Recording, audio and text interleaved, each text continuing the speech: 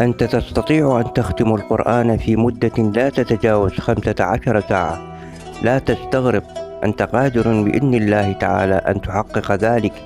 كل ما عليك أن تعلمه بأن عدد صفحات القرآن 604 صفحات، والقرآن يحتوي على 30 جزءا، وإن كل جزء 20 صفحة، وإن كل جزء يستغرق من الوقت نصف ساعة، وبالتالي فإن 30 جزءا تستغرق 15 ساعة.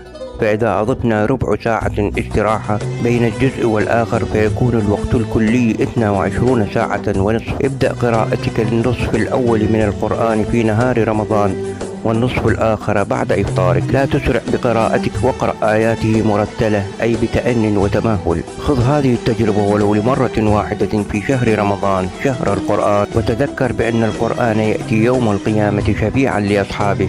فتوكل على الله وابدأ بسم